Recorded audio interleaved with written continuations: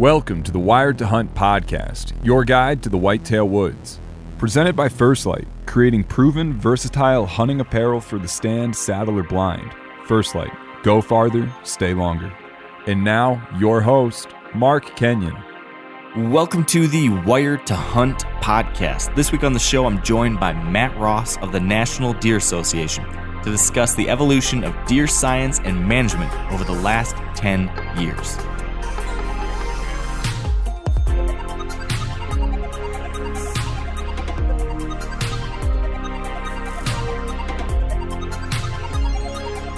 All right, welcome to the Wired to Hunt podcast. I'm your host, Mark Kenyon, and we are brought to you by First Light.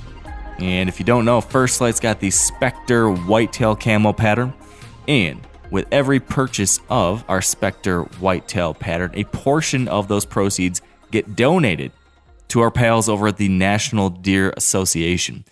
That's relevant today because our guest is the Director of Conservation for the National Deer Association.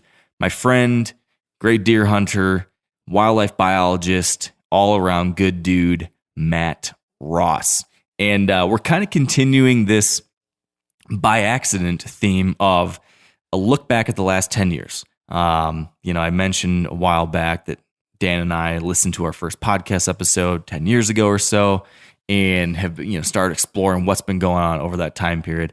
And I thought it'd be interesting to take that same theme and apply it to what we know about deer, the science, the research, the many different projects that folks are doing across the country to help us better understand deer behavior, deer habitat, the impacts of hunting, management strategies, disease, all these different things.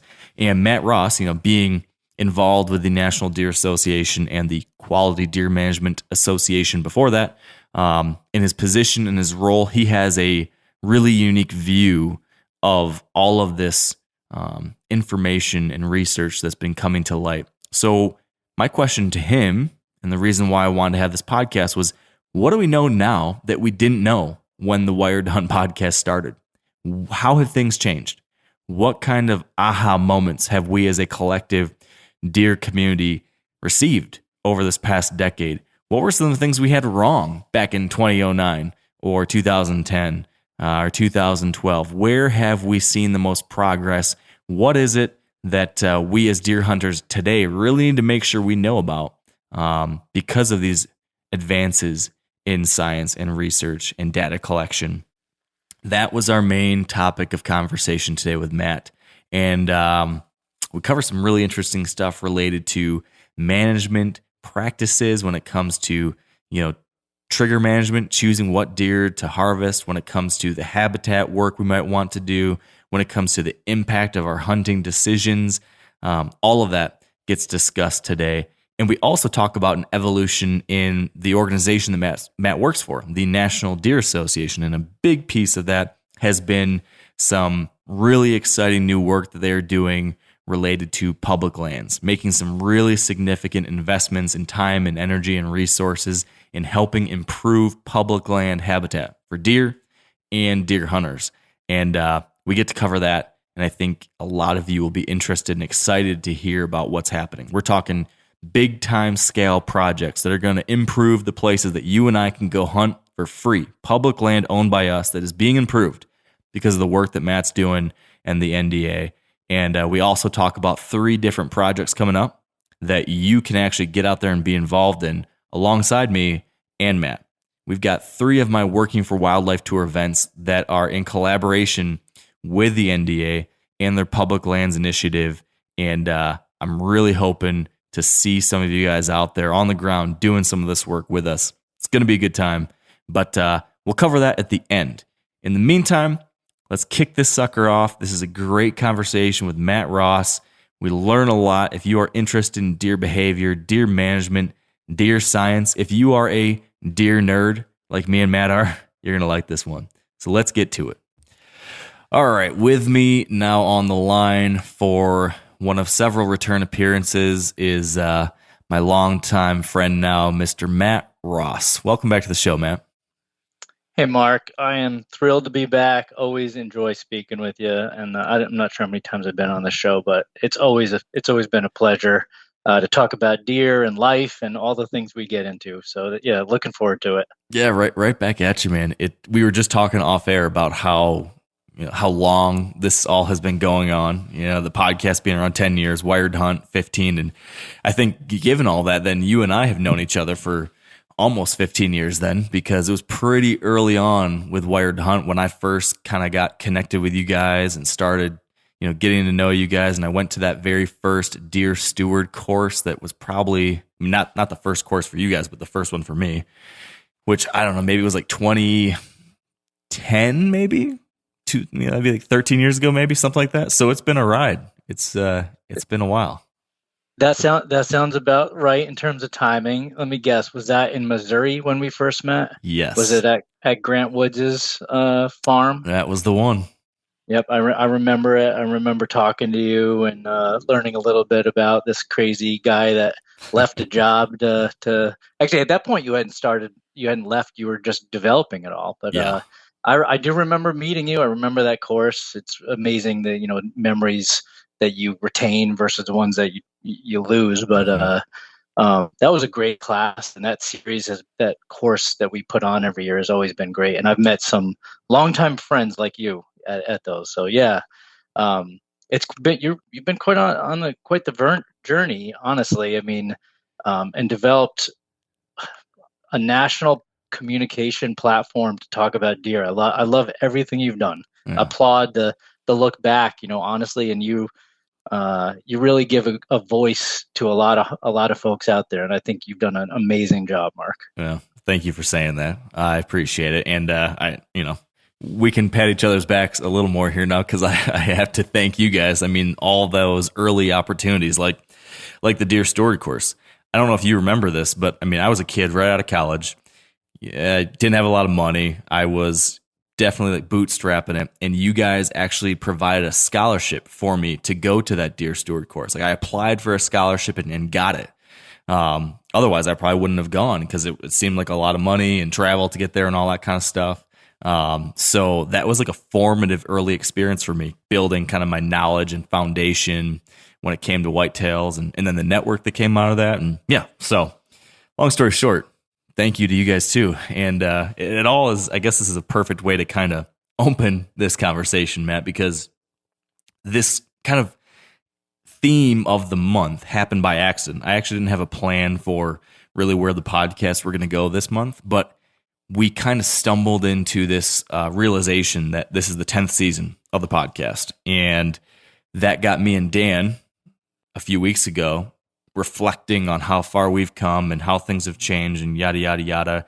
I had a similar conversation last week with Tony Peterson about that. And then I got to thinking, things haven't just been evolving with me or with other hunters. Things have been evolving when it comes to this entire community of folks obsessed with deer, learning about deer, researching deer, and developing the science and the data around what we think we know and understand about these critters that we're so infatuated with. So this is a long-winded way of saying, Matt, that my hope today is to kind of grill you on where the science of deer and deer hunting has gone over this past decade. So that's my hope. Is that something you're game for? Oh, totally. I love deer, deer hunter through and through. That's why I do what I do in the career that I pursued. And I really enjoy the scientific part of my job. I went through school myself and kind of was driven by that with, academia, getting a master's degree. And we pride ourselves at the Deer Association to be science-based. And just me personally leading our conservation team, our field team that work with the public and states and all over the country, and making sure anything that we communicate through education and outreach is always science-based. And so we continually try to update ourselves and stay up to date on our own working knowledge of the science. And it's so intriguing. I mean, they are amazing creatures. And, both of those things, my scientific brain, plus the fact that I love deer and hunting them, makes me, excited to talk about this. I actually, a couple years ago, did somewhat of a similar retrospective look back kind of approach, but it was in an article form where, in terms of deer research, said, what are the biggest things we've learned in the past decade? It was supposed to be a play on 2020, and then 2020 turned into COVID. But it was like, Yeah. what are the 20 biggest discoveries that we found in the last 20 years? And as I started researching or thinking about the things that we've learned about deer and deer science, 20 years was just too much. It was actually too long, because in 10 years' time, so much had changed. And so the storyline changed from the 20 biggest deer research discoveries of the last 20 years to the last decade. And even that in itself was full of information. And every year, new research comes out. Kind of speaking of COVID put a pause to a degree on some of the, obviously the whole world, but it was in terms of deer research being shared, there was a lot of good science happening, and there were still some of the major events and platforms for us to share that research. But it was interesting, as things have calmed down and in-person events start happening more often or regularly again, we're seeing an uptick in the amount of deer research that is coming out. And even recently, one of my colleagues was at an event in Colorado, and just said the amount of posters that were there and live presentations seemed like it was 2 to 3 times the volume, and it must just be this lag effect. So yeah, we learn them. We don't know everything about deer, which just makes them partly why they're so cool. And every opportunity that we can learn about them more through science, we love it. And you can grill me. I'm ready. Let's talk about deer science. So, One of my buddies coined the term deer nerd, and I wear it proudly, and said, "You're a true deer nerd," and I don't disagree with that. That's something, like you said, to wear proudly. So you've got kind of an interesting, a slightly unique position compared to a lot of other deer hunters, though, because you have to wear 2 hats, I think. You wear this hat of, wildlife biologist, science-based. You are steeped in the research, right? Part of your job is consuming everything. I'm sure you are like constantly reading these reports, and you're more up to date on the latest deer science and research than probably, almost anyone. I consider myself very up to speed on this stuff, and 20x of what I know. At the same time, you're also a deer hunter, just a deer hunter too. So you're out there seeing things in real life, experiencing things in real life, probably coming to conclusions on your own based on what you're seeing. And so this is something that you and I have talked about in past podcasts, how sometimes there's this conflict between what we see as hunters in the field and the conclusions that we're coming to based on our own personal observations, and then what the science tells us. And sometimes those things don't always seem to match up, or it's confusing. There's a few examples of this where I'm still like, man, I don't understand how I see this thing all the time, and the science tells me this other thing. So that's all to say, Matt. My question for you then is, given that weird situation you're kind of in, where you're deeper into it than a lot of people, how has your hunting changed over the past 10 years as you've been flooded with all this new information? You've consumed all this new science. You've been a part of all these different things. At the same time, you're also a deer hunter. What's your evolution looked like? What has stood out to you from this decade? And is that conflict that I'm talking about been a part of that at all? That is a great question. I would never claim that I'm an expert deer hunter, and I am a biologist by trade, but I love deer hunting, and I spend as much time as I can. And I feel, learning more, just practical, gaining knowledge, seeing things, but I try to apply what I know through science. And there are certainly examples where it has driven my behavior and what I do or don't do. But I will also say, and just kind of stepping back from that, and this also could come with age, but it could also come with knowing that science is not, using the scientific method to learn anything.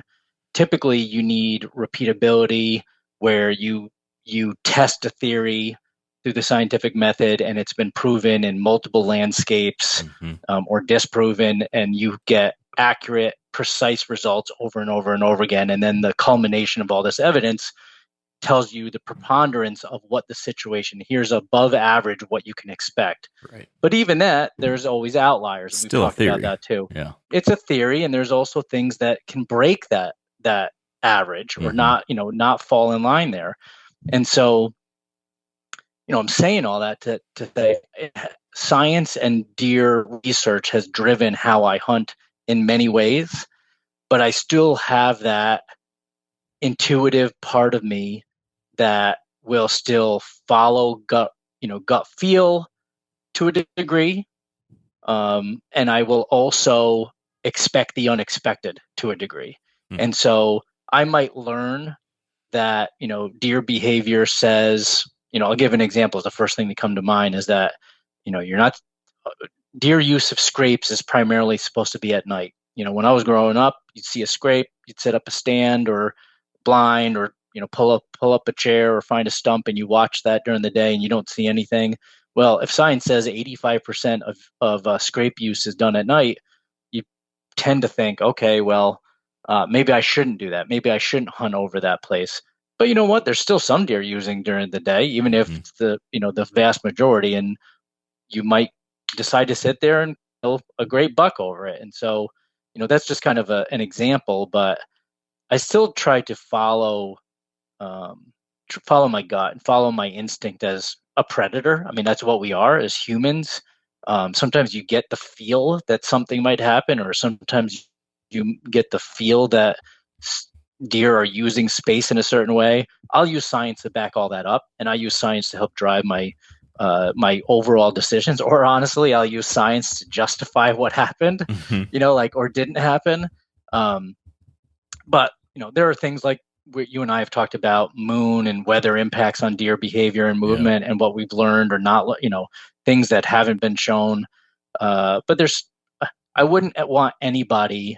I mean, I may be a deer nerd, but I'm a deer hunter, and first and foremost, and there are certain things that still don't make sense to me, even though the science has shown it. And I don't know. You're really in a strange world if you want to believe something unequivocally, unabashedly, and say that is the Bible on that one circumstance.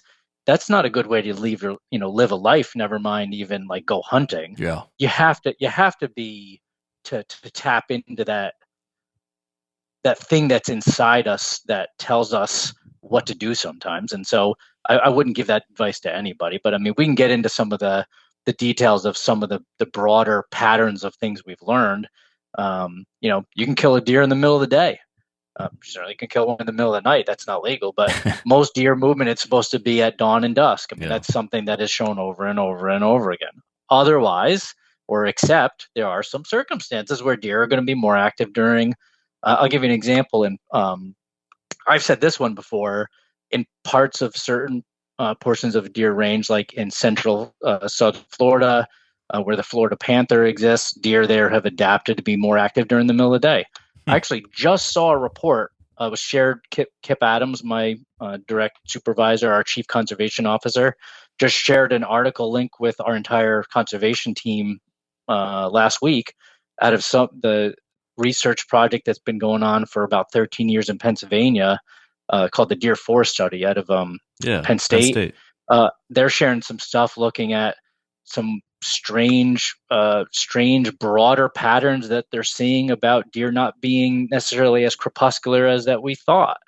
So that's a new tidbit that doesn't jive with all the other research. So, there's still some strange stuff out there. So the caveat of don't take one study certainly as truth. You certainly want to see repeated results over and over again in different landscapes, and then use all that as kind of telling you what the average deer will do. But there's still going to be outliers. There's still going to be individuals that do something different. Yeah. And don't lose that as a hunter. Yeah, that's a great point, and it's such a good reminder. You brought up, the whole idea of the scientific method is not to come to a absolute 100% fact.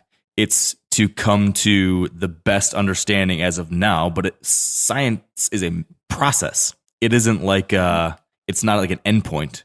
A research study comes to a theory based on peer review and all these different things, but then the goal for everyone else is to then disprove it someday, right? And keep hammering that theory and try to poke holes and explore where there might be gaps or where there might be exceptions. And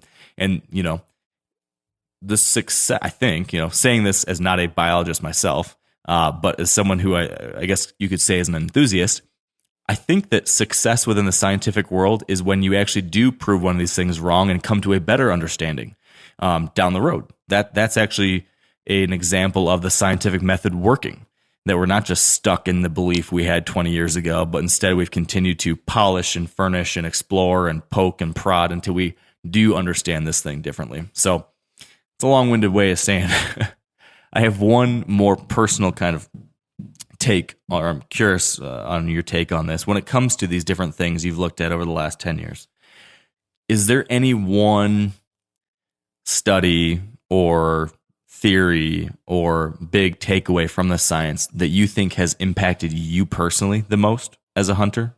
Is there something you can think back on this last 10 years and like, man, yeah, when I found out that deer do X or that deer don't do Y, that really did change how I hunt? Is there one thing maybe that stands out to you?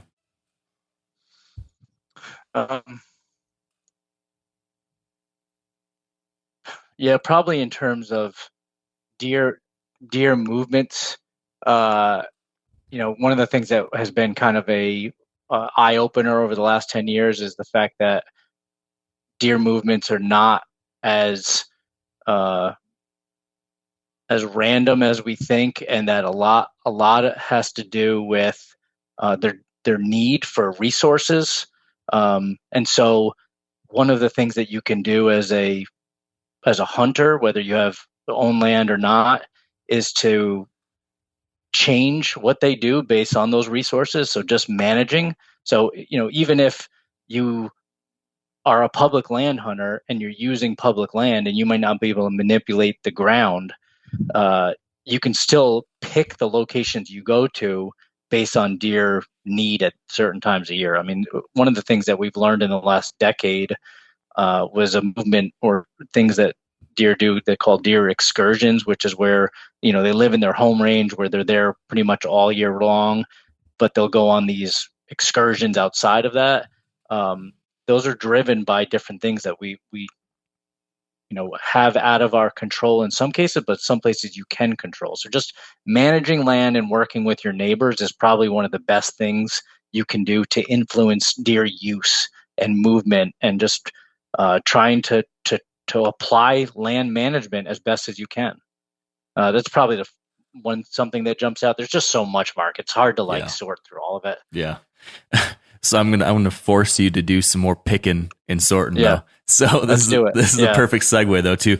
As far as the most maybe impactful or interesting or paradigm shifting, advances in deer science, when you did your little look back on the past 20 years or past 10 years, what were the things that stand out to you now as like, man, these were the big ones, or this is the biggest?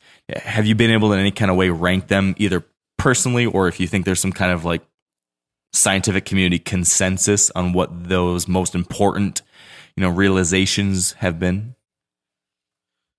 It depends on, there's the typical biologist answer is it depends, right? It depends on who you're asking, but, asking me, one of the things that I think, I don't know about ranking them, but I can just kind of list things and just tell you my viewpoint of each one, if that's helpful. Yeah.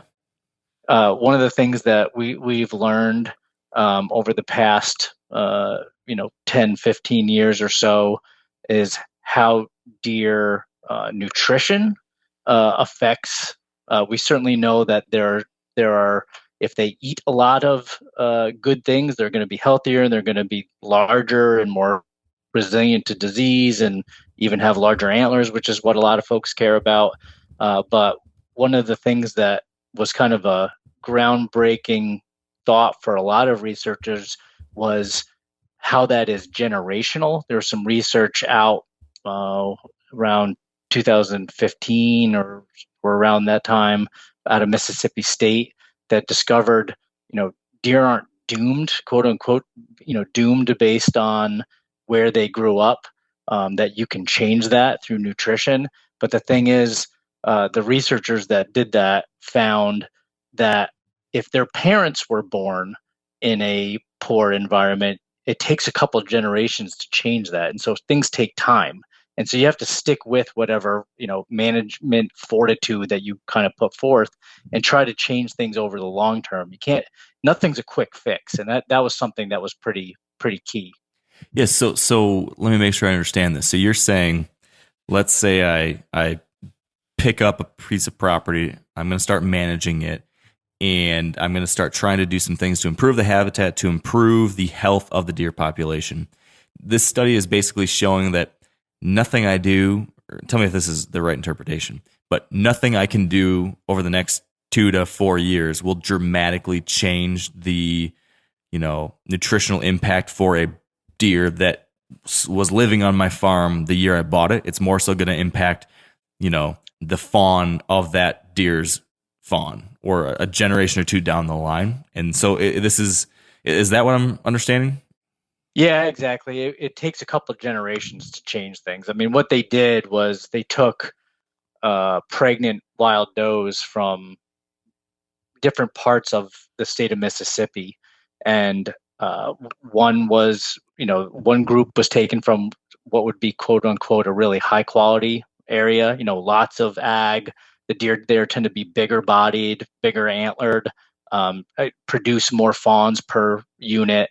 And then a medium quality area and a poor quality area. They raised their fawns, because they were pregnant. They raised their fawns and fed them all the same level of high quality forage, and measured in the difference in productivity of their next generation. And they all stayed the same. It was like they were within their own units of whether they came from good quality, medium, or poor. But they did that for generation after generation. It took a couple generations for the deer that came from the poor quality area to catch up, or actually produce. And they were wondering, why did it take a couple of generations? It's almost like they're pre-programmed. The technical term is called epigenetics.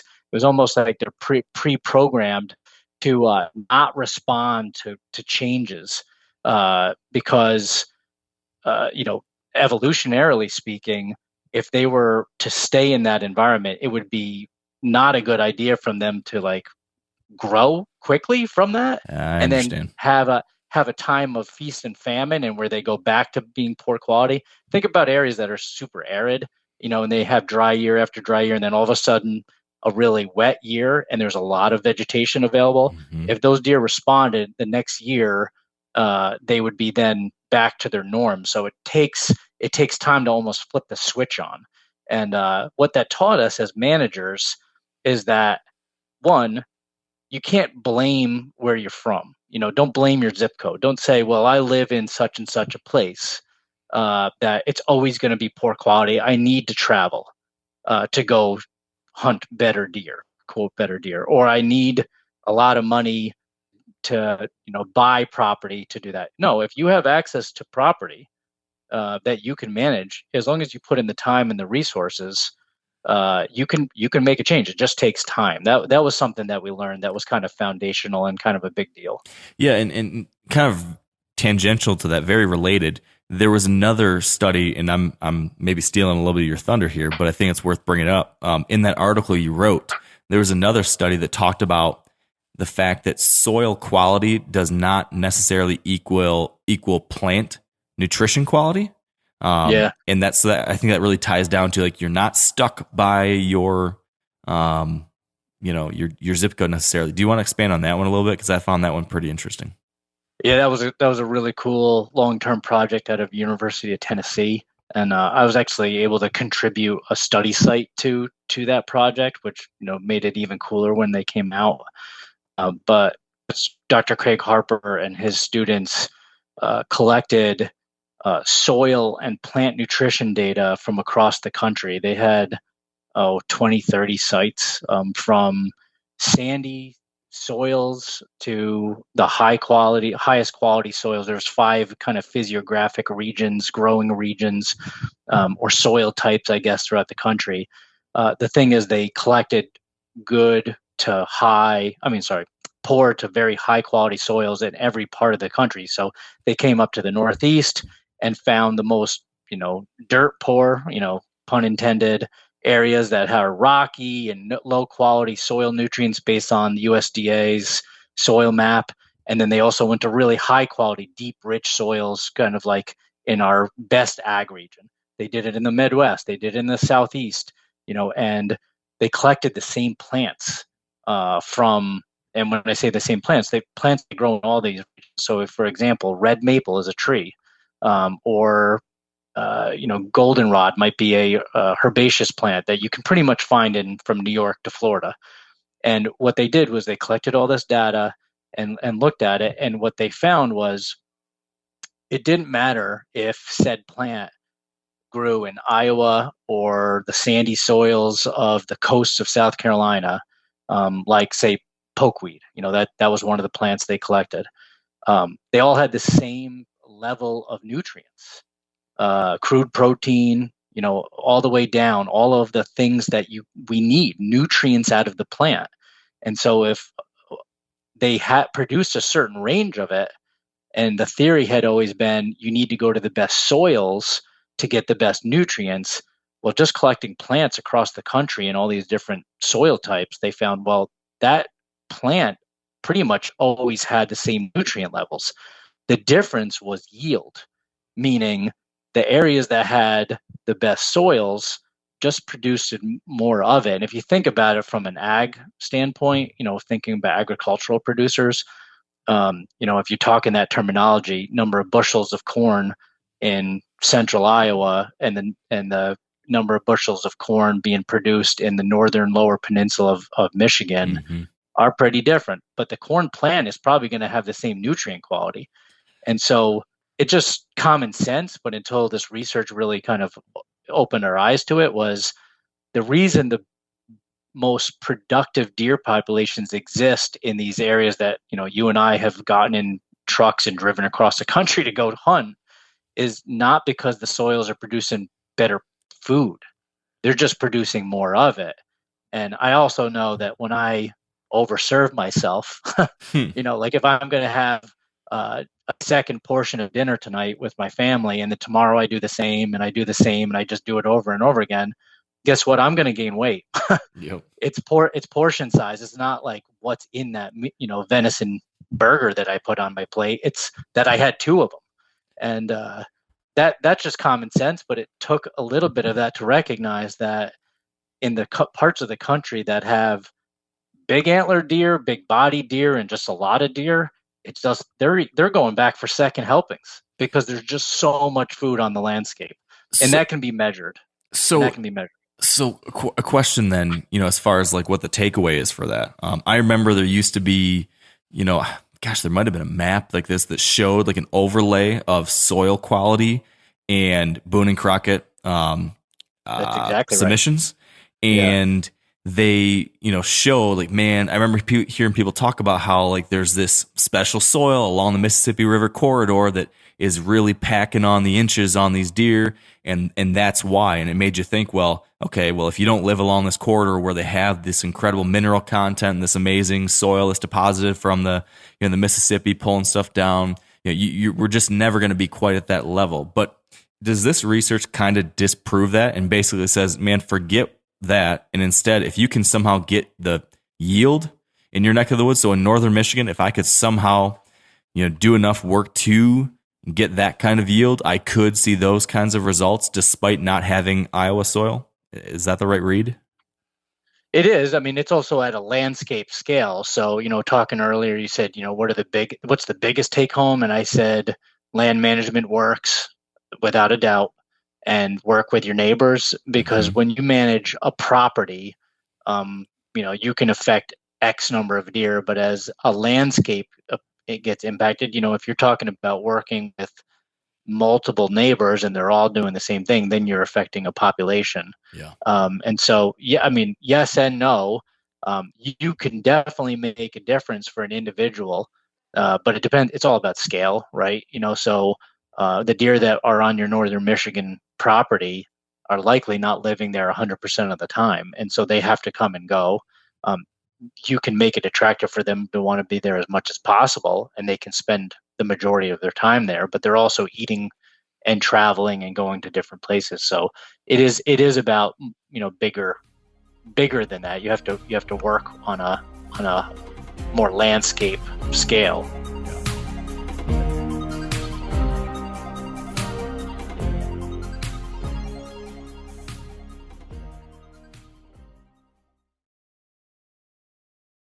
Another thing that I heard a lot about when I first dove into this, next level obsession with deer that kind of took that next step for me in college. And I remember just diving into every single book, every magazine, every whatever that I could find. That's when I became a Quality Whitetail subscriber. And one of the things I remember hearing a lot about back then, 2007, 8, 9, was culling. That was a thing. People talked about shoot the spikes, shoot the little genetically inferior bucks. And, that will help you, eventually have better deer, improve the genetics. It sounds like in the last 10 years, that has, it doesn't sound like I know from reading things and seeing things that has become much, much more out of style than it was 10, 15 years ago. And I think that relates pretty well to what we're talking about here too, on a different side of it. What have they found on that? Yeah, there's been a couple of big projects on, our ability to change through selectivity. The simplest thing to talk about when you talk about culling, obviously, I always start at that conversation that culling is the idea that we can change said quality of deer. And when you talk about said quality, people are talking about antler quality. We all know that that's kind of the thing there. And I always try to mention and talk to anybody about culling as saying, well, that's, your value system is on the size of the antlers. There's obviously a lot of other things that bring value to deer hunting. And our organization, going back to formerly known, Quality Deer Management Association, a lot of people align QDM or, the QDMA as growing big antlers, but we always try to push age, and herd health and herd balance. And, I personally find a lot of value in just trying to shoot older deer, no matter how big their antlers are. And so my value is the amount of wear on the jawbone. I certainly want to shoot a big antler deer. But if I'm gauging my success based on jawbone wear or tooth wear, culling certainly doesn't play a role. It's just a matter of letting deer go until they're older. But from a culling perspective, what we've learned is that we can't change it. Partly because,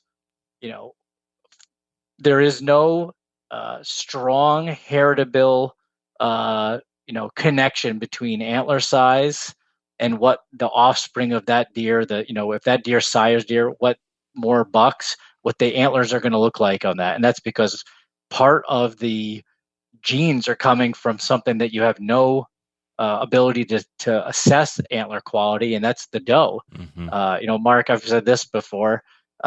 You and I have stood in the same room a bunch of times. I'm not a very tall person. My brother and I had the same parents, but I'm 5'8", and my brother's 6'1". We both got genes from the same two people, and somehow he got tall genes and I didn't. Mm-hmm. And so, you can't tell what a buck is going to produce 100% because 50% of the genes come from the doe. But probably the biggest nail in the coffin research was done in the last decade. Was a project in Texas where they did it at a scale of 100,000 acres, and nobody owns 100,000 acres that's listening to this, I can almost guarantee you.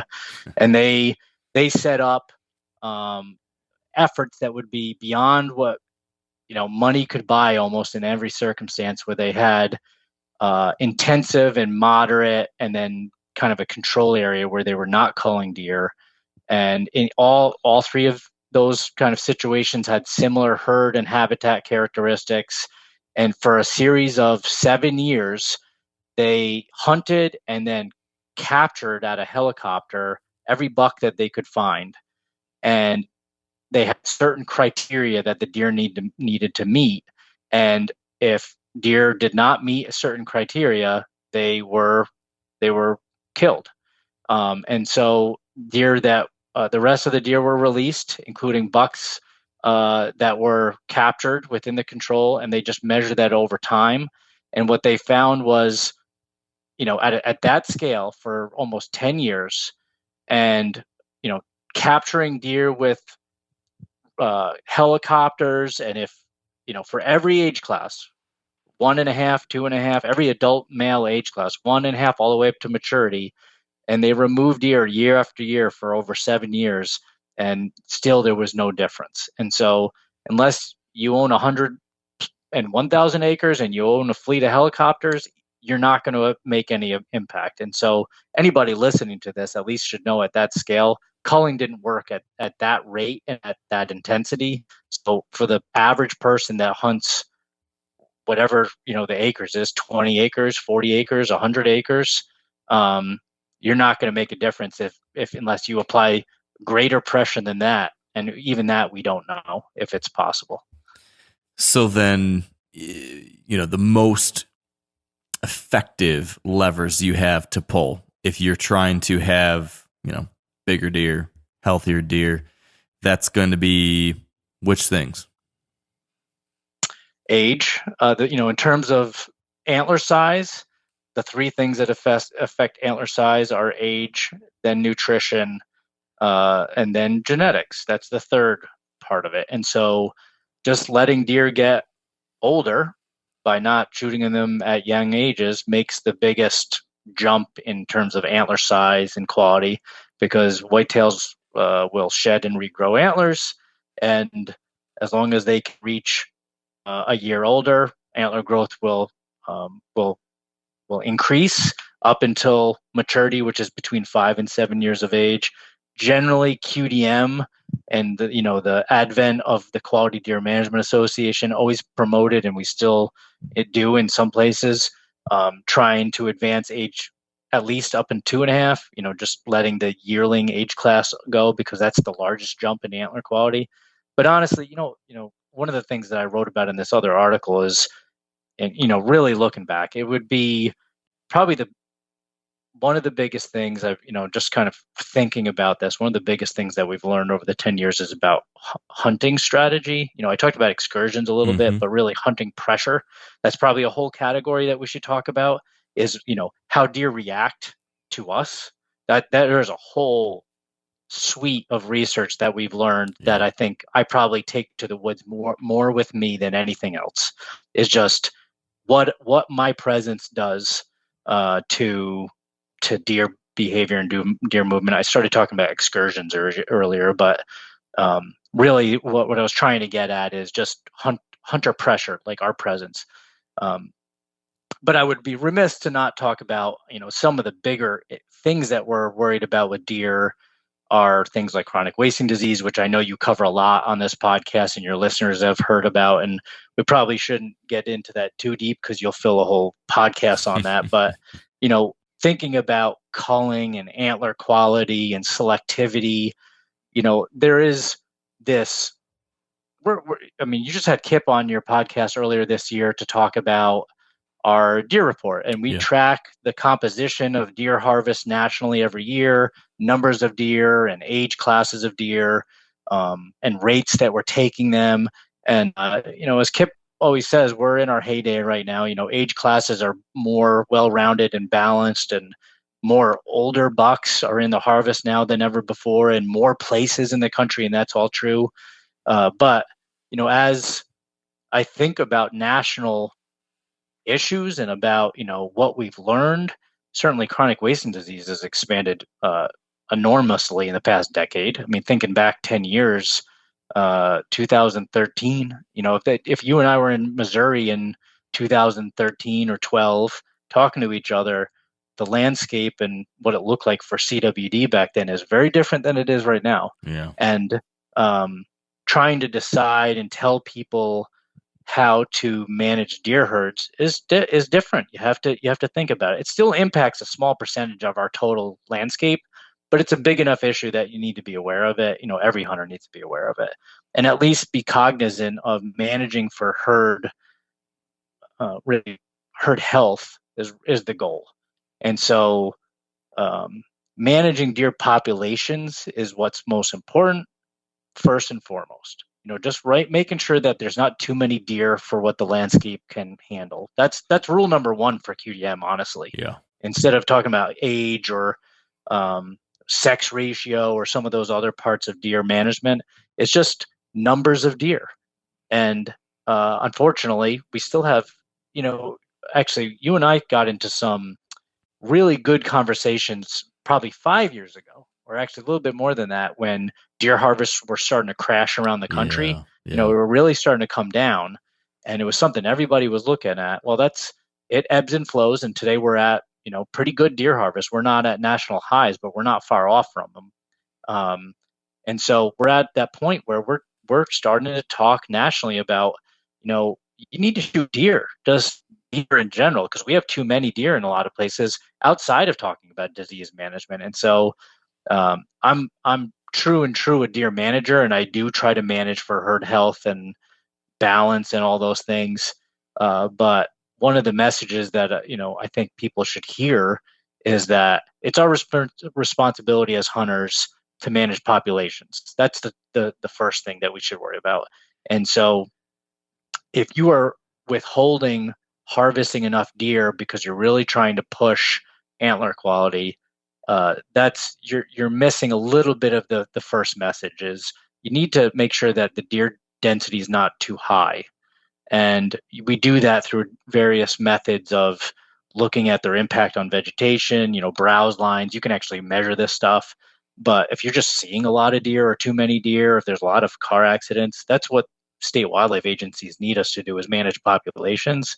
And so that's my number one priority when I'm hunting, is if the state that I'm hunting in is looking to reduce deer density, I'm trying to shoot deer. Does would be my goal, because they're the one that's producing more deer, but that's the first thing that I take on. Yeah. And so I know we're talking about research, and I'm chasing rabbits here, not deer, but when you talk about culling and what we've learned, I want the listeners to understand, don't get too tied up in culling or antler size, for one, because you can't control it unless you own helicopters in more than 100,000 acres. And then number two, our responsibility is to manage a population first as a hunter, and we should care about that. Yeah, you make a great point, and it kind of triggered a thought in my mind, which goes back to one of the first things we talked about, that being, the impact of soil quality and nutrition on deer health. And if someone is worried about, there's a lot of people, myself included, who get excited about big bucks and have wanted to do habitat improvement to try to get more food on the ground, and thinking like, man, this is going to be great for these deer, and we're going to have more big, healthy bucks, yada, yada, yada. Well, if one of the main takeaways from that earlier study was that, hey, you're not going to necessarily change the nutrition that the plant's going to provide, you're just going to impact the yield. So you could look at yield, and if yield is the thing that's going to get more food to a buck to make it easier for him to pack on weight and antlers and all that kind of stuff, one thing you could do, which a lot of people jump to as the easiest option, it's not, but they will jump to this being like the sexy option, I guess, is like more food plots, more this, more that. Let's spend thousands and thousands of dollars to put in 50 acres of clover food plots and soybeans and all this kind of stuff, because I want my deer to have all the protein and all the whatever they need to grow big. That will get more yield, supposedly. But at the same time, you could take a different approach, which is just manage your overpopulated deer population to cut down on the number of deer on the landscape. That also gets more yield to the deer, right? That would have if you would take a deer population and cut it in half, you all of a sudden will have twice as much food available to those 50 remaining deer. So managing your deer population to be in balance with the habitat is just as effective of a way to chase your big mature buck kind of dreams as well. Absolutely. So I think it all comes full circle. The easiest thing for us to do is manage buy that bullet in terms of that. Everybody wants to see deer when they're hunting, and I admit, if you go hours and hours without seeing animals, one, it makes you a better hunter, honestly, but it can be boring. But it is important, and that's using a firearm, bow, whatever implement to try to manage the population is one of the things we should do. And when I've managed properties, including the ones I hunt today, one of the first things we did was assess where's the population at, and tried to reduce the number of mouths to the point where when we started doing habitat improvements, honestly, where I live and where you live as well, and actually, everywhere in the country, I guess, now that I'm thinking about it, you have a lot of competing invasive plant species that are not eaten by deer, whereas most of the preferred natives will be eaten by deer because they've grown up, evolved and lived there for eons eating those plants. And so my goal has always been on a new piece of property before I start doing habitat management is get the deer numbers in check.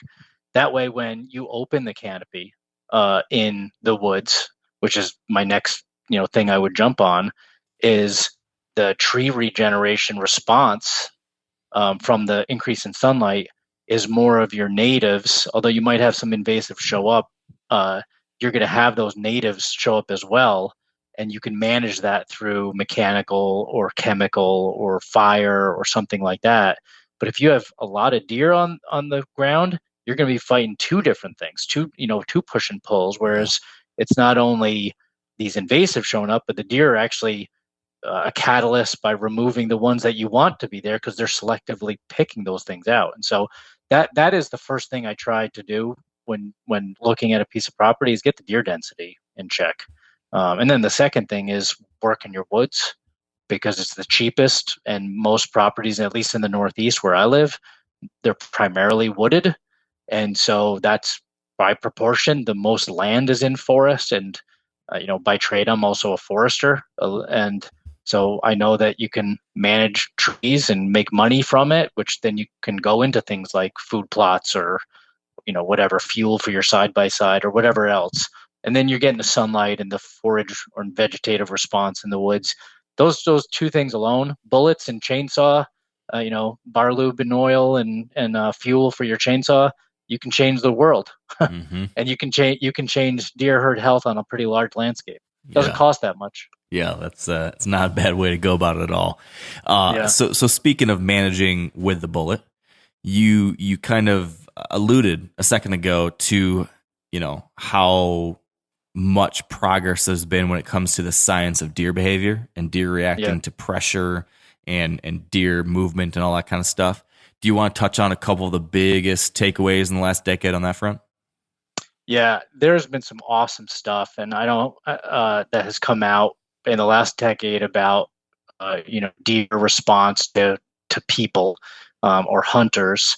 One of the things that we've learned, and there's some biological things too about like how deer see that I can get into, but from multiple projects that have looked at sites that where hunters start entering the woods and watch how deer change their behavior, what we've learned is that generally deer know that you're out there and they respond quickly to it, and that it takes them a couple days. They will go back. It's not like they're going to leave and never come back, because deer have something called high site fidelity, meaning once they're an adult and they're living in this place, their home range, they are stuck there. I mean, that's where they're going to live. They're not going to just leave. What they do is change where they may go within their home range and when they go to those places.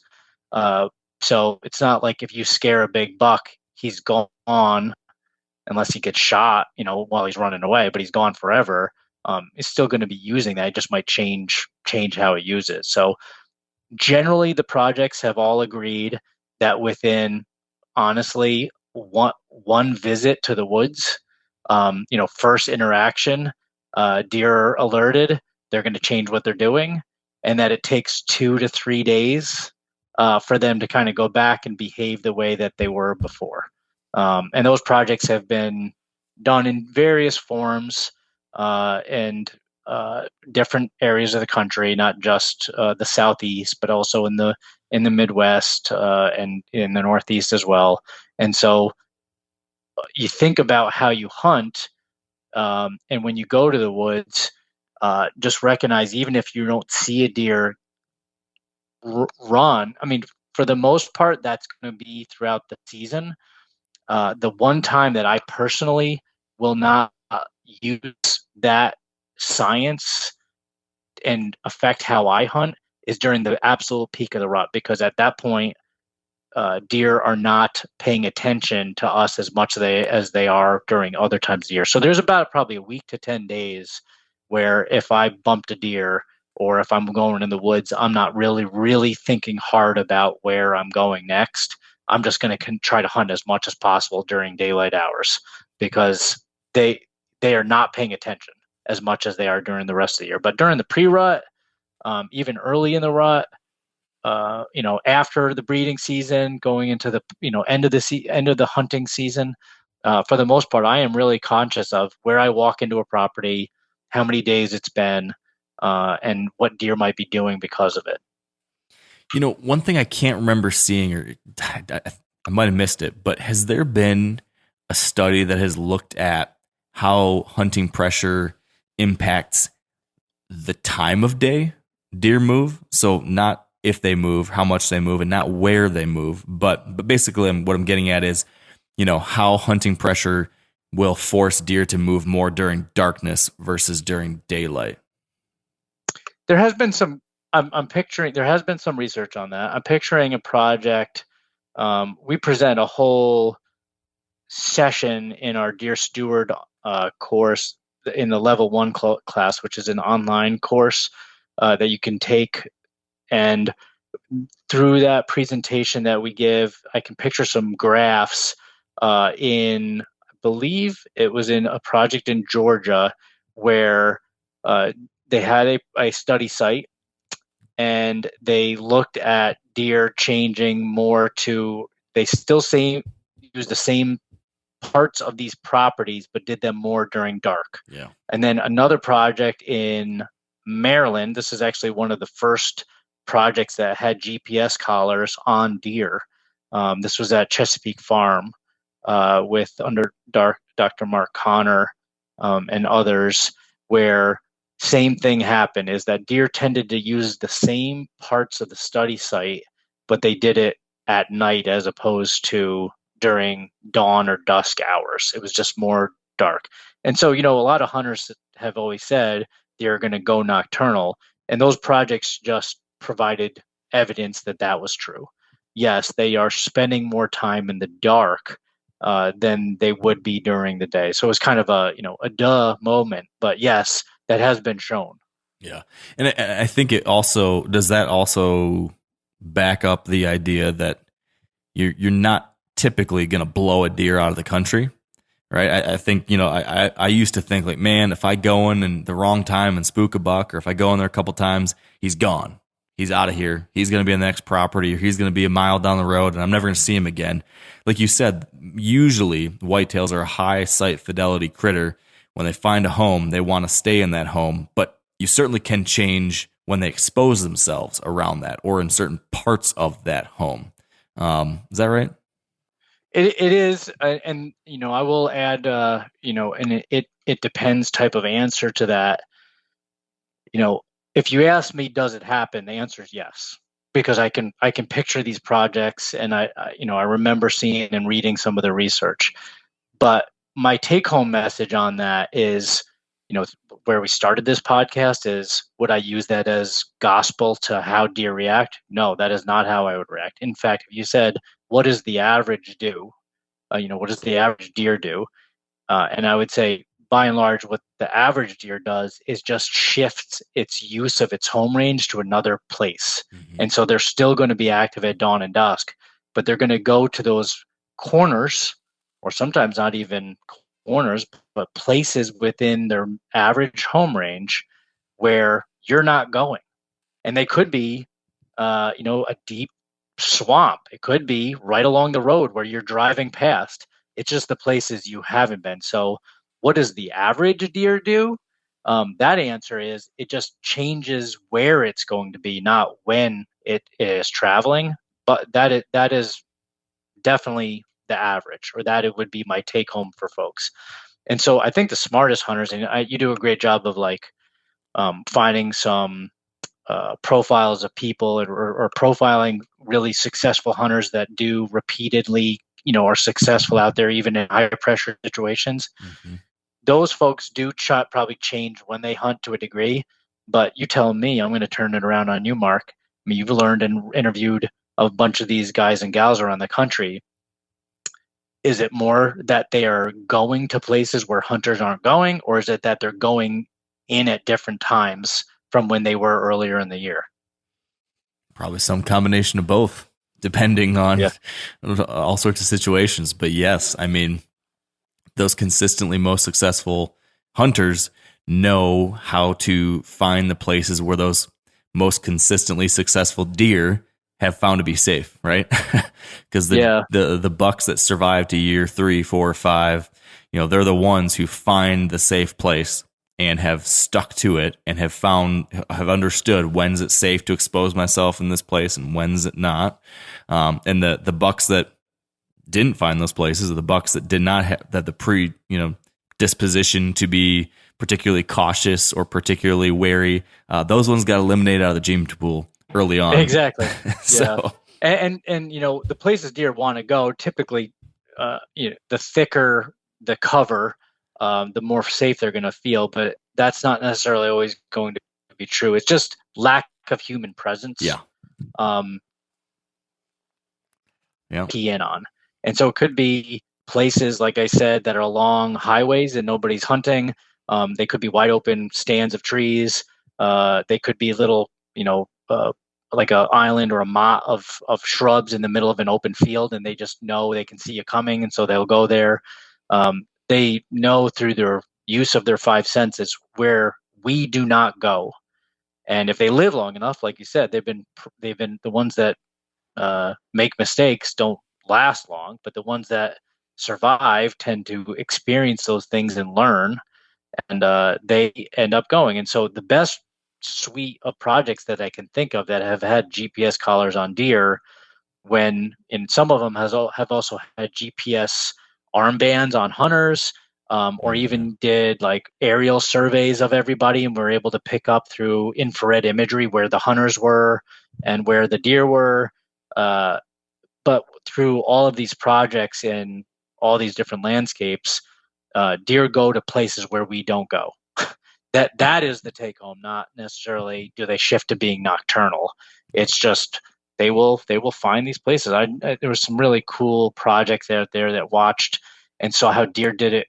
And some of them that were collared for more than one hunting season would go to the same places a year, in the same fall. So like around the same time when guns started going off, they would find these same locations, right, and go where they were safe the year before. And obviously that's a learned behavior.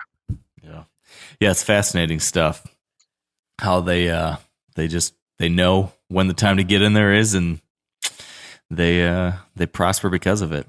So in the interest of time, Matt, if there was one other major takeaway, one major shift in our understanding of deer, one major aha moment in the deer science community, what's that last thing you think we should touch on? Oh, I don't know, Mark. There's just so much out there. You can throw a dart at the wall and pick any one of them if you want. Then.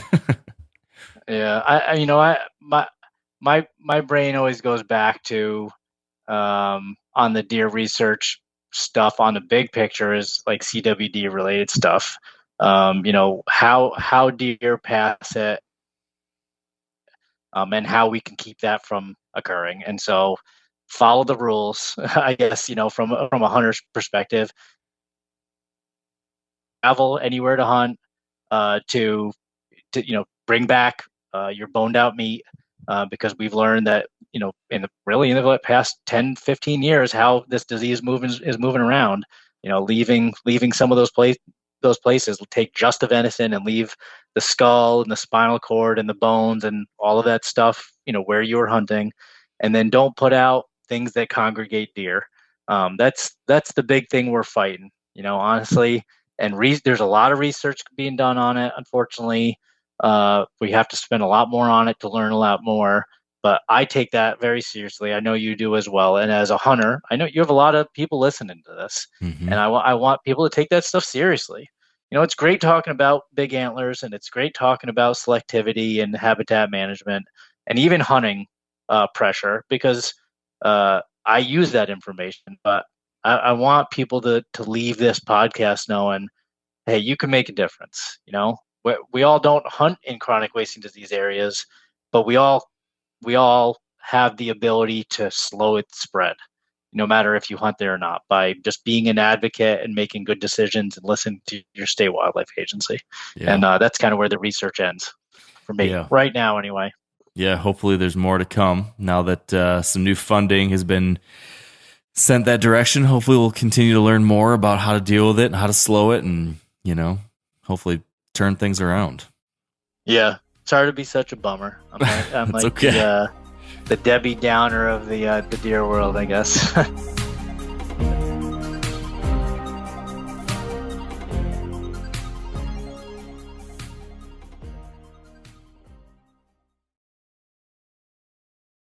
Let's end on a high note then, so that we don't depress too many folks. I want to get a little bit more detail from you on one more thing before we wrap this up, which is a evolution in your organization. As you mentioned, formerly known as the Quality Deer Management Association, now the National Deer Association.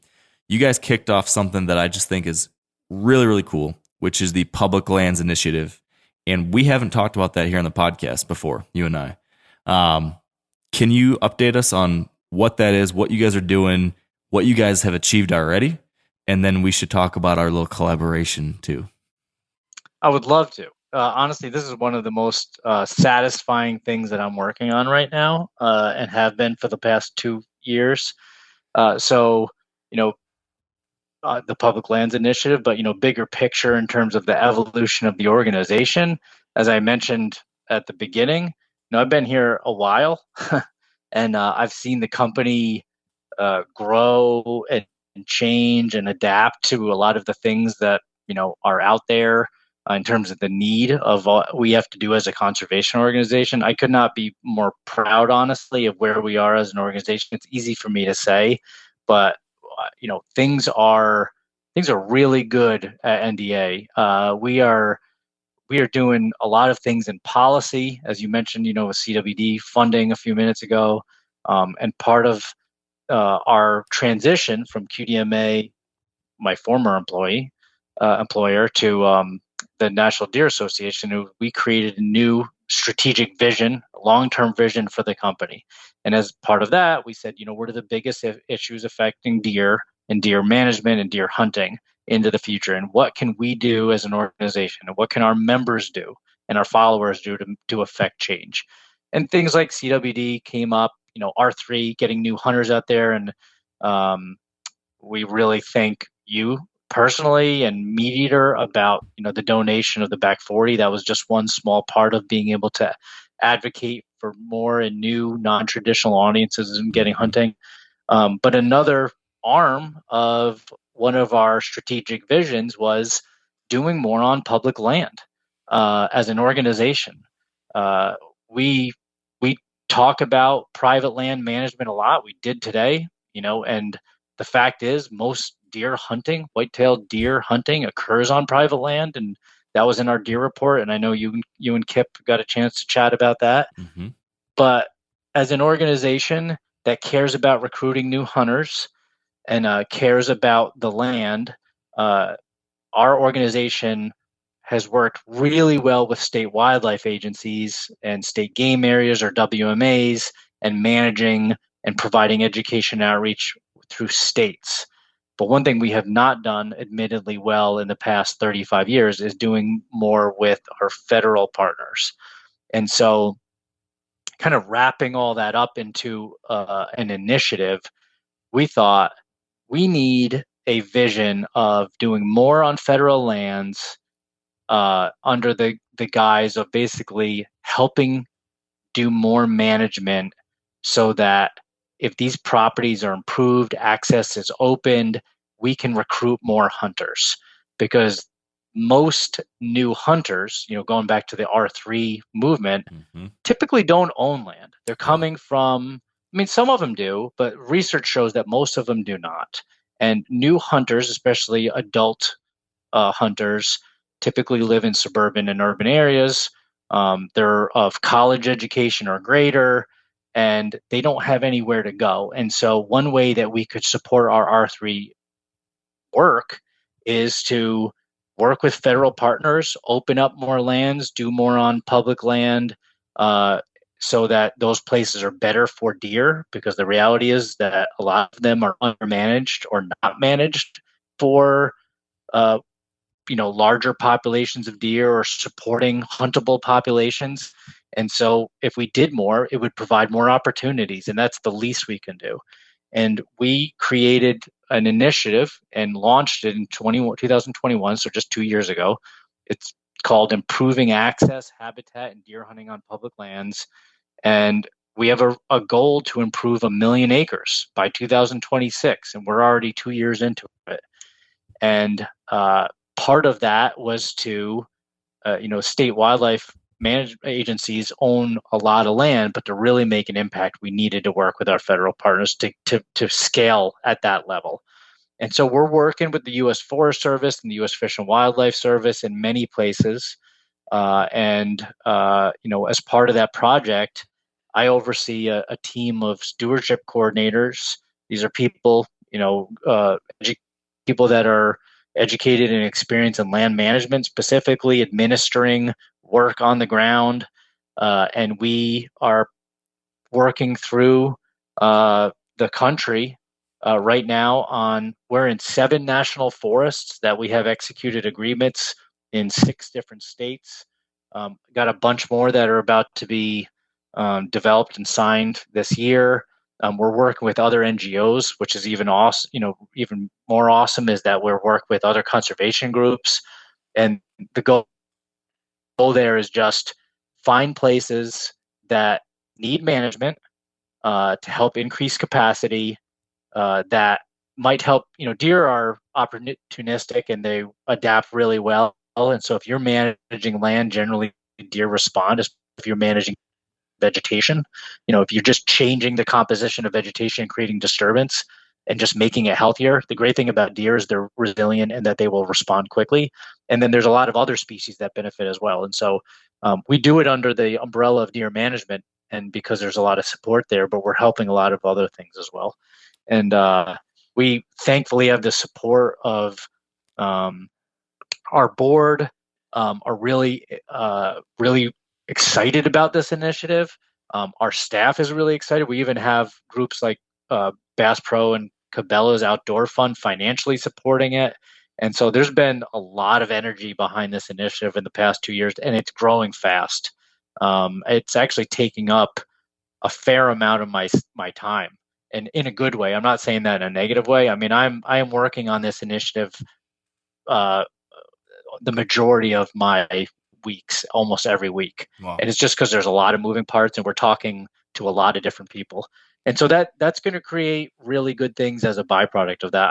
I think our organization is going to grow from it. I'm talking about from an internal, we're probably going to end up having a staff up. And we're going to have to, we are seeing some real opportunities for us to make a major impact. And it's got us all very excited. So give me a little bit more tangible idea of what you're doing here. Number one, sure. I'm pretty sure I read a press release or something recently that said already you guys have improved something like 200,000 acres or something like that. Yeah. What's the right number? Because it's incredible. And then B, what kind of actual work are you guys doing? So you're managing for wildlife, you're making it better for deer and other critters. But if somebody were to show up in this new piece or not new piece, but on this national forest that you guys did work on, what are they going to see that's different than it was 2 years ago? Sure. A lot of it falls. So I can go through some specifics, and it's about 300,000 acres that we're estimating right now that have actually been improved. And some of that is on state wildlife management lands that we have done work on with state wildlife agencies, both through our national partnerships with the NDA and also some of our branches, our local volunteer chapters, or we call them branches, that have done work in the past 12 months or honestly, last 24 months or last 2 years. We do take at the end of every calendar year, we ask all of our chapters or branches, what they've done for education and outreach, and if they've been working on things, if they've donated venison. But by and large, the majority of that is through Forest Service partnerships, and I'll go through some of those here in a second. From the state game areas, a lot of our branches have done improvements. Some of it could be cleanup days. Some of it could be planting food plots or just doing work, doing infrastructure improvements, and those vary. But the things that I directly oversee and manage with the U.S. Forest Service is we have something called a Master Stewardship Agreement, which allows us to work in certain parts of the country. It covers regions 8 and 9. And then we have agreements in other regions of the U.S. Forest Service system out west. Each of those agreements gives us the ability to basically sign a what's called a supplemental project agreement. So that's forest specific, meaning pick a national forest, and we're working with the district ranger in that national forest and their staff to say, what do you need done there? A lot of it is helpful for deer hunting and deer, but they all tier up to their forest plans. Basically, they have these long-term 10-year forest management plans that they're trying to achieve and change the forest or improve the forest. And so when we start our conversations with them, with an individual forest, we'll go and say, okay, we'll go through the document, talk about the different NEPA cleared, that's environmental protection agency cleared work that has already been gone through the vetting process of being able to say, is this environmentally something that can be done? And things that are NEPA cleared that are work that they need to get to varies. It varies from, and I'll talk about those examples now. Our first agreement that we developed was in Mississippi, which you and I will be in Mississippi later in this year. We'll talk about that in a second. On the National Forest System there. We're working in DeSoto National Forest, the Chickasaw National Forest, and in discussions in Bienville National Forest, 3 different national forests in the state of Mississippi. A lot of that work is longleaf restoration, but it's not all longleaf restoration. We're doing invasive plant removal and some fire prescribed burning. The invasive plant removal is Kogan grass spraying. That's an invasive grass species that shows up and slows the growth of other natives. And so we're doing a lot of acres of longleaf work and invasive species down there. We're also working up in Michigan, in the Upper Peninsula, in Hiawatha and Ottawa National Forest. There's 2 national forests we're working there. In fact, I was talking to one of our stewardship coordinators about an hour ago.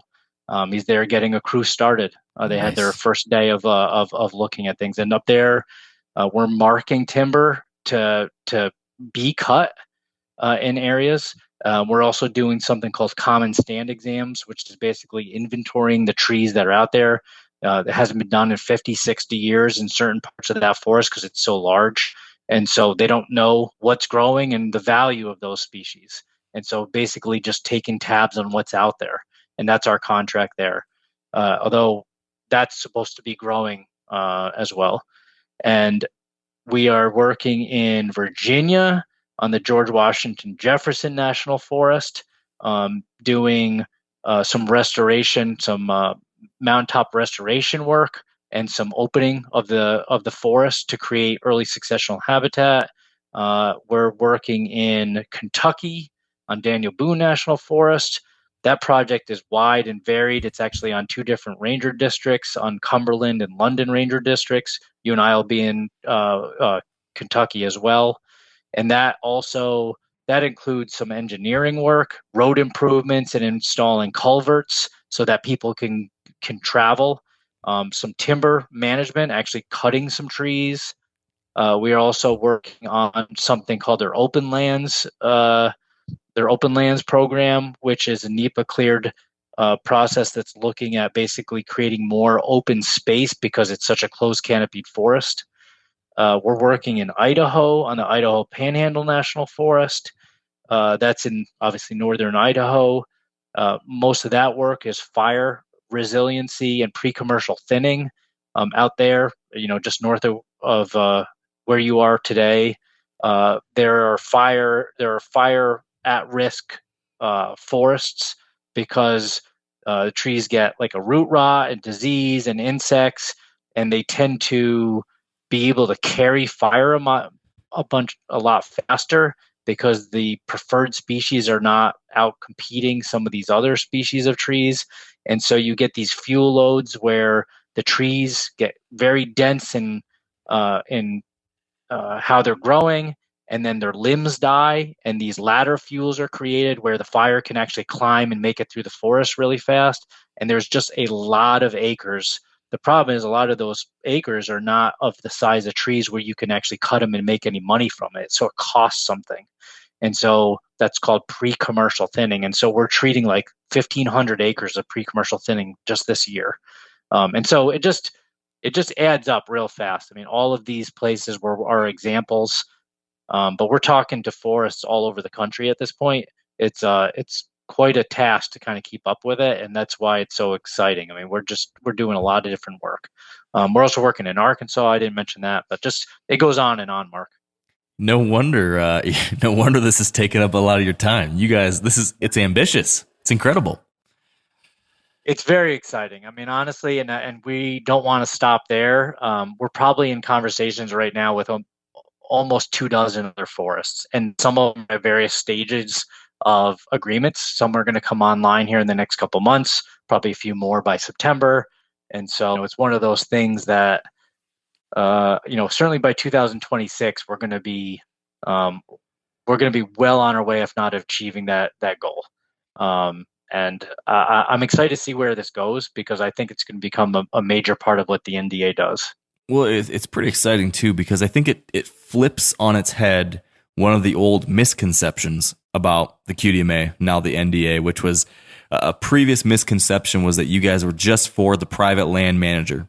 You were just a conservation organization for landowners that want to grow big bucks. And I think this is an incredible example of how untrue that is today, and the incredible impact you guys are having on public lands for all those deer hunters and other folks out there who do depend on public land.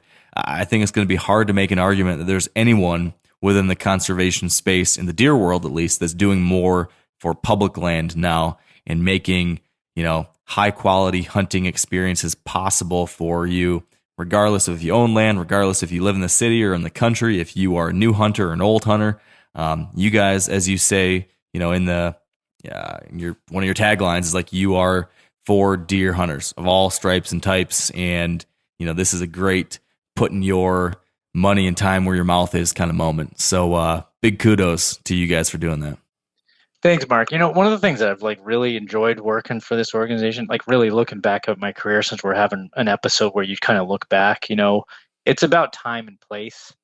And I think the one thing that we've done well as a company, no matter who's been part of our organization, membership up to our staff, up to our leadership at the board level and our partners and sponsors, people, companies that support us, is we also are about, we're always about, I shouldn't say also, we're always about what is important now, like what's impacting deer. And, we know that close to 90% of the deer in the country on an annual basis are killed on private land. But if you're looking back 10 years ago, 2013, or if we were having this same conversation, it's different today. Not that the percentage of deer shot on public or private land has changed. It's just at that time, hunters across the country were still adopting the concept of QDM, of making decisions, and that, what we do matters in terms of what we shoot, working with our neighbors, like I mentioned earlier, habitat management, all of these things that science has shown, like where we started the episode. But today, as an organization, we look and all hunters practice QDM. And I'm not just saying that. I mean, there are not many hunters out there today that aren't practicing some form of deer management, whether they're trying to improve nutrition or get pictures of deer on trail cameras or thinking about what they shoot. I would argue, and the data shows it and it supports it, that 100% of hunters are quality deer management minded. That's what they do. They might do parts of it. Yeah, to some 10 degree. years ago, 10 years ago, that was probably not that number. It was a majority. I think it was probably closer to 80% of hunters. And 10 years before that, it probably was like less than 50%. So those were the things that we worked as an organization. But today, not only has everybody adopted it and they're practicing it, now we're looking at other things like recruiting new hunters. That is a major issue, and you've done a great job promoting that and helping support that. Diseases are a big issue, and public land management is a big issue. There's a lot of things out there that are impeding our U.S. Forest Service managers and staff from getting done what they need to do. They get litigated a lot. The process of releasing jobs to get cut, mills and the markets aren't not what they used to be able to sell this wood. And so they are stewarding like 190 million acres of land that we can go hunt. New hunters can go out and use, because they don't own land. And we need to do, our community needs to do a better job managing it. And thankfully, not only NDA, but all of our sister conservation organizations are working in this space as well. I can just tell you, Mule Deer Foundation, National Wild Turkey Federation, even Trout Unlimited, the Nature Conservancy. It's not just game-specific groups. There's a lot of groups that are working and partnering with the Forest Service, but we all need to chip in because 193 million acres is a lot of land. Yeah. And every year, more of that land is getting to a state where it's not supporting good wildlife species, plant diversity, and luckily we can change that. And so, I'm excited about it. And it's not to say that we're changing our tune because we're chasing the latest, golden nugget. Honestly, we need to care about this stuff. And it's a focus of ours right now because we need to recruit new hunters, and that's where they can go. And that space, the U.S. Forest Service and federal lands, those places need as much work as they not chip in. And so I'm excited about it because it's real opportunity. So you talked about the fact that we all need to chip in, which I couldn't agree more with. And that, I think, leads us perfectly to the last plug I want to make, which is an opportunity for listeners to come out and chip in on this very project you're talking about. We've got 3 of my Working for Wildlife Tour events are in partnership with you and the NDA and the Forest Service. I guess I'll let you share whatever you want to share about it in as much detail as you want or as little detail. We can just send folks to the website and give them the dates, or if you want to give if you have time to give a quick overview of each of those 3 events, you can do that too. But, I've talked about on the podcast before. I think anyone listening should know about what the Working for Wildlife Tour is, but I'll give you the 20-second general overview. Basically, this is a series of events that I am helping shine a spotlight on and participate in, hoping to bring to everyone's attention how many great volunteer opportunities there are across the country to actually get out there and do good work for wildlife on public lands. So, been all over the country, chipping in, partnering with different conservation organizations to improve habitat or pick up trash or do whatever it is that's going to make these public places better for hunters, anglers, and for the critters out there. And we've got 3 really, really cool events that I'm excited about with you, Matt. So do you want to give us some level of detail about those 3? I would be more than happy to, Mark. I'm pumped about these events we're involved with you on this year. When you first came, for folks listening still, when you first approached us and came up with the idea, I remember being as enthusiastic about it then as I am now. And I thought immediately, I should say, of places we could tap into because of these agreements that I'm working on with the Forest Service. And in fact, some of them require us to bring in volunteers, and we have our own membership base that we were already planning on advertising opportunities to come out. But as soon as you said you're thinking about promoting things, I said, well, even better, because that's just a louder megaphone to get people to pay attention to it. Mm-hmm. And so the places that we lined up to work on this year are late July 29th, in northern Idaho on the Idaho Panhandle National Forest. That location, we are working with the Forest Service on Idaho Panhandle National Forest, as well as the Idaho Fish and Game Department. And one of the things that both entities or organizations are trying to do is promote more aspen growth. And they have some places where conifers are starting to grow and outcompete and encroach on young aspen stands. And these young aspen are really good big game forage. They're also good for the diversity of the forest and forest resilience and fire resilience. To have aspen growing out there, as opposed to some of these other trees that will die out from the understory and then catch fire quickly. And so we are going to be working with both of those partners to remove those conifers by hand, create some brush piles and brush fences, and enhancing and getting more aspens to grow. And so that's July 29th. And then in Mississippi on September 23rd, we are working with the Forest Service. This is on DeSoto National Forest, but we're also working with the Mississippi Department of Wildlife, Fisheries, and Parks, and the Leaf River Wildlife Management Area. Leaf River WMA is actually inside DeSoto National Forest. And we also have a corporate partner, Mississippi Power, that's helping as well. Mississippi Power owns a bunch of line right-of-ways across the National Forest Service there. And so we just actually met earlier today. I have partner meetings once a month to talk about these events and what we're going to do. That one, we're doing a variety of things. They actually have this old headquarter building that was actually part of the original deer restocking efforts, Mark, back in 1938. And so that building needs a little bit of tender love and care. So we're going to have some people working on that. We're going to have some people helping us. They're going to be disking in and applying pre-emergent herbicide on some Kogan grass areas prior to us going there, and we're going to be seeding in clover and some oats in some areas, and then also regenerating some other. And then we're going to be doing some tree planting as well. Cool. We're going to be having some fruit-bearing trees, and we're going to have a tree planting crew. So that's, again, September 23rd. And then the last one is October 14th. These are all Saturdays, and this is in Kentucky on Daniel Boone National Forest. It's on the London Ranger District. And actually, there's a WMA there, Cane Creek WMA. So we're working with the Forest Service, Kentucky Department of Fish and Wildlife Resources, but we're also working with the Division of Forestry and University of Kentucky and Independent Stave. Independent Stave they make staves for like whiskey barrels, bourbon barrels.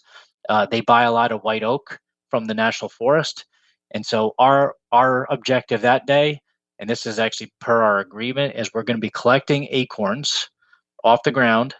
And we have a goal of collecting somewhere between 500 and 1,000 pounds of acorns that day. And so We'll be doing some scouting ahead of time.